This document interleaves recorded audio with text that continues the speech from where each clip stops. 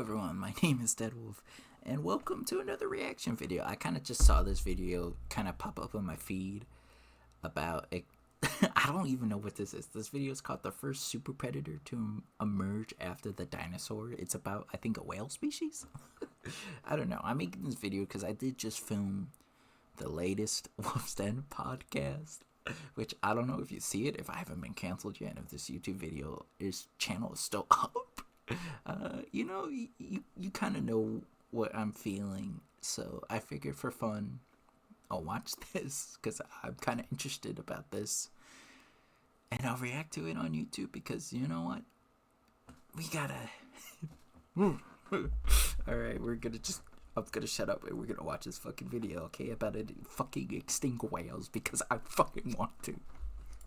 Despite their usual portrayal of being the gentle giants of the oceans and seas, whales can still be undoubtedly scary, as after all, the most dominant apex predator within the water is arguably a kind of whale, at least in name. That's fair. And that is, of course, the orcas, who are known to prey on virtually anything, including sharks and other cetaceans. Yet, even the most successful predatory whales don't necessarily look the part, as their physical appearances are not particularly nightmarish, at least not in the way that sharks or other aquatic creatures can be, such as certain cephalopods or even non-shark fish. But a long time ago, as in closer to the dinosaurs than now, there was a whale that had a deeply unsettling appearance and looked unlike anything seen today. And this prehistoric nightmare wasn't just all show and no tell, since it basically was also the first marine animal after the mosasaur's extinction to become a multi-ton super predator that was capable of hunting its own kind down. Damn. And perhaps the strangest thing is that you could find this giant hypercarnivorous whale in one of the driest places of today, the Sahara Desert. I knew it. This was the Basilosaurus. While it's fairly well known for having lived in what is now, the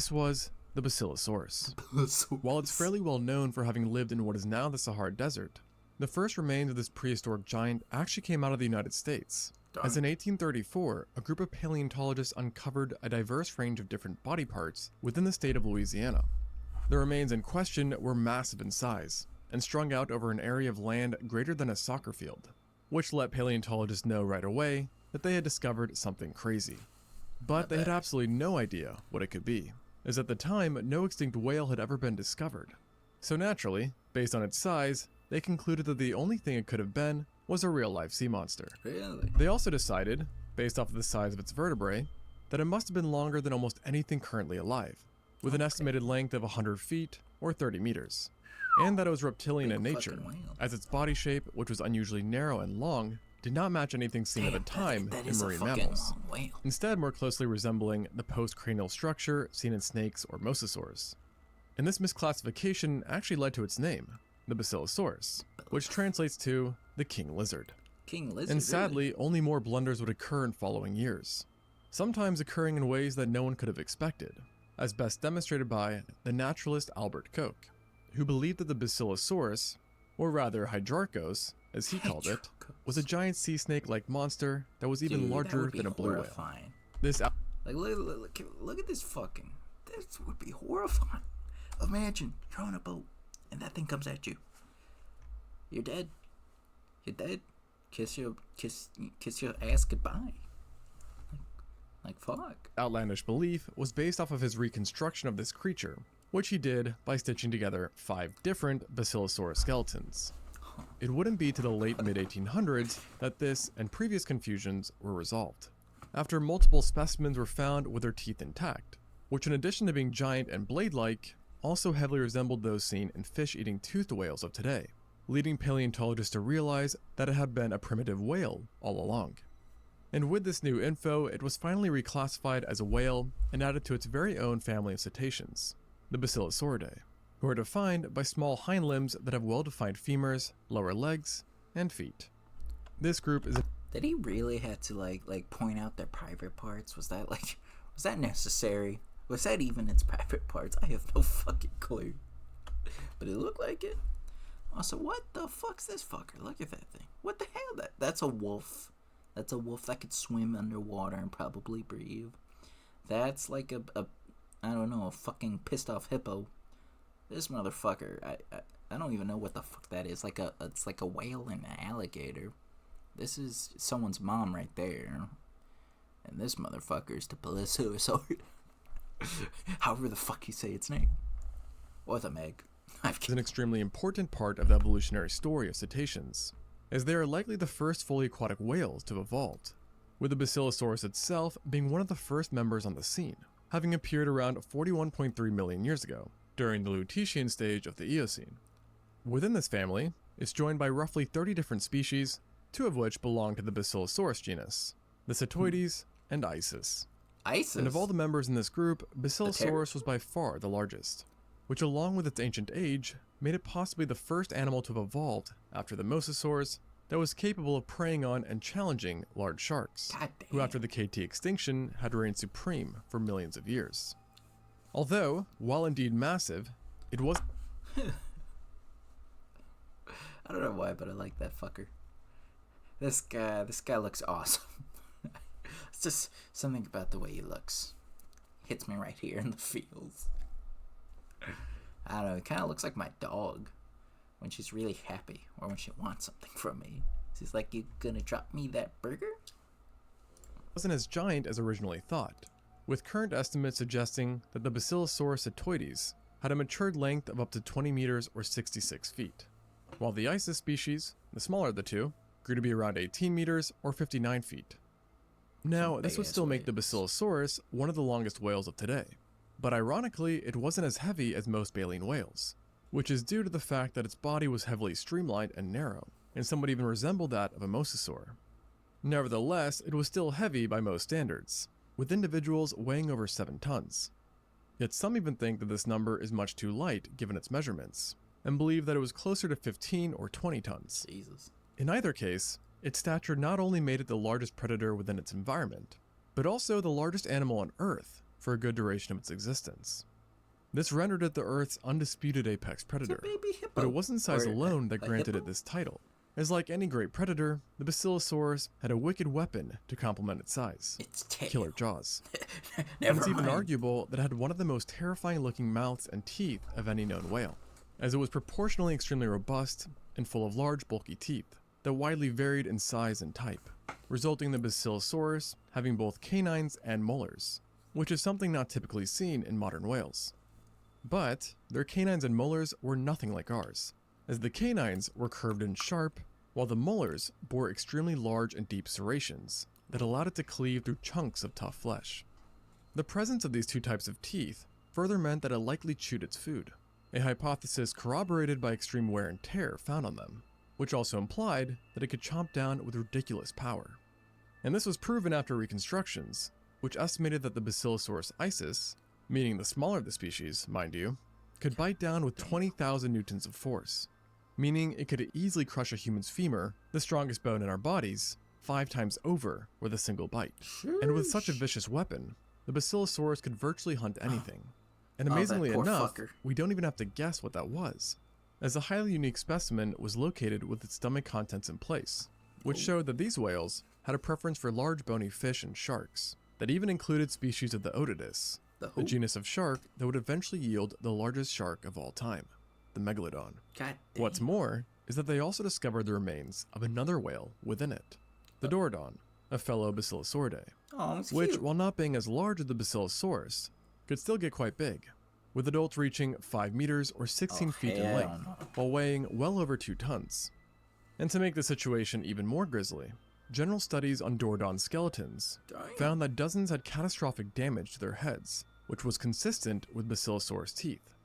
This damage also confirmed that this whale had more than enough power to easily puncture thick skulls, and implied that Basilosaurus killed its prey by biting and crushing their heads, and then tearing their bodies apart for consumption. Not a pleasant picture. Other animals that are thought to have been common meals for the Basilosaurus include a variety of primitive sirenians, sea turtles, tiger sharks, and at least 2 other kinds of sirenian animals, sea turtles. Can we talk about this for a second? Why my man look like this? He looks like he's gonna touch me sexually. And I don't like that. I don't fucking like that at all. He's like, ooh, dead wolf, I'm coming for you. Ooh. Ooh. Tiger sharks, and at least 2 other kinds of whales. Additionally, a good amount of paleontologists actually think that the Basilosaurus's voracious appetite cannot be contained to just aquatic animals, as there is a fair chance that it occasionally hunted semi-aquatic animals too, like the Moratherium, and possibly even terrestrial animals who ventured too close to the water. This notion was based on a one-of-a-kind discovery made in the most unlikely of places back in the early 1900s, the Sahara Desert. To be exact, over 200 kilometers, or 124 miles from the Mediterranean Sea, researchers located numerous fossils within Egypt that were in pristine condition, and quickly deduced that they belonged to Basilosaurus. These fossils were located inside of a desert valley, and they also subsequently unearthed other animals as well, including Moratherium and pelicans, both of which split their time between land and water, leading paleontologists to realize that the Sahara Desert had once been not just wetter, but partially submerged. And this has been backed by other studies which purport that during the Eocene, shallow warm waters may have covered nearly 20% of the Sahara Desert, and that the area where the Basilosaurus was found represented a vast mangrove environment where individuals would occasionally travel in search of food or perhaps even a mate.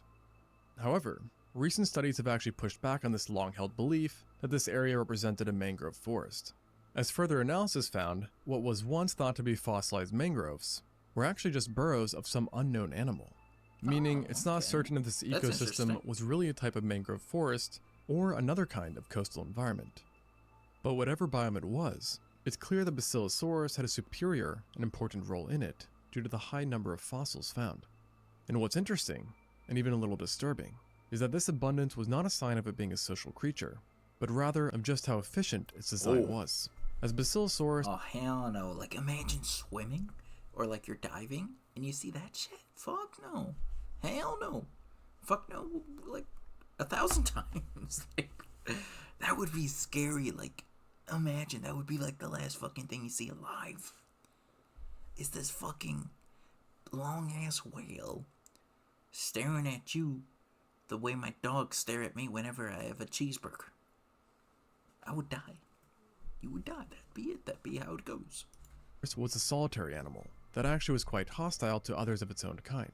One piece of evidence for its lack of socialness was its head, as it lacked the adequate space needed for a spermaceti organ, which is the organ responsible for echolocation, and thus the lack of it heavily implies that it did not possess this ability, and therefore wasn't the most social creature, as whales without a spermaceti organ tend to be on the solitary side. But something it did possess, which again made it quite unique amongst the whales, were visible hind limbs. In other words, privates. This whale had legs. What? Although, if you were getting chased by one of these guys, I highly doubt you would notice the legs, as they were severely reduced in size, with each one only measuring just slightly longer than a ruler. But this hasn't stopped some from making the bold claim that these legs were signs that the Basilosaurus still had some ability to go on land, perhaps even using its little feet to stage ambushes, by kicking up onto land to catch any unsuspecting prey. Yet, the vast majority of paleontologists do not support these controversial claims, and believe that the hind limbs offered no locomotive purpose, out of water or in, and preferred the idea that if they were used for anything, it was to help guide their long awkward bodies during mating. And speaking of their strange elongated bodies, it's believed that their shape and narrowness forced the Basilosaurus to adopt a rather creepy way of getting around, as unlike modern whales, they didn't have a large tail fluke to rely on, resulting in them swimming in an undulating fashion like an eel or snake, but just on a giant scale. But they did not swim from side to side, but rather they moved in an up and down motion, kind of like how a wave travels. And because they also had weak muscles in the tail area, paleontologists assume that Basilosaurus was not the best at sustaining fast rates of swimming, and would for the most part slowly tread the waters for most of their lives, only unleashing bursts of surprising speed when it was ambushing prey. What's more, is that the morphology of its vertebrae showed that in life they were quite hollow and filled with fluid, which basically made the Basilosaurus extremely buoyant, resulting in it sticking close to the surface of the ocean at all times, and preventing it from being able to perform deep dives. This was obviously good news for any deep-sea dwelling creatures. Motherfucker's huge. God damn, look at those little legs, the small ass head, god damn. Like, don't get me wrong, if I saw this, if I ever went, like, diving and I saw this shit, you know, I'm fucking dead. This is, yeah, something like this would kill me. I could see it. I'm pretty sure that's how I'm gonna die. I'm gonna go swimming, and I'm somehow gonna find the last Belugasaurus, or whatever the fuck its name is, and, you know, it's gonna kill me. It's gonna be its last meal. But for those near the surface, it was just even more bad news. And the misfortune kept piling on for all, as the Basilosaurus was among, if not the first, whale to have developed ears that not only allowed it to clearly hear underwater, but also to pinpoint exactly where sounds were coming from.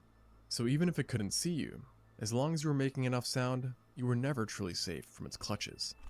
Suffice to say, this whale had a few things going for it that allowed it to become highly successful.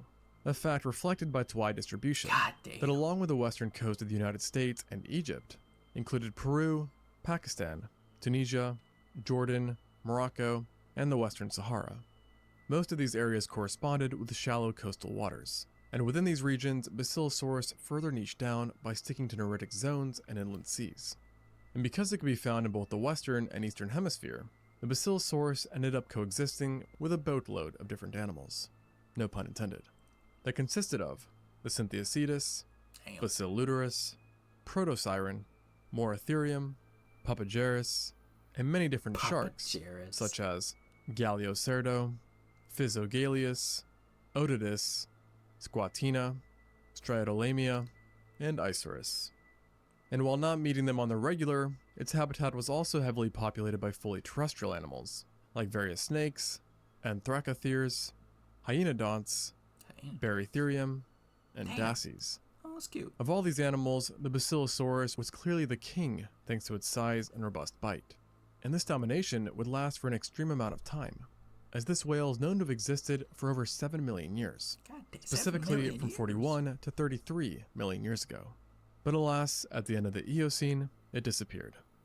This vanishing perfectly aligns with the worst extinction event to have taken place since the demise of the non-avian dinosaurs, the Eocene-Oligocene extinction event, during which the Earth saw the eradication of almost 2/3 of all mammalian species in certain parts of the world.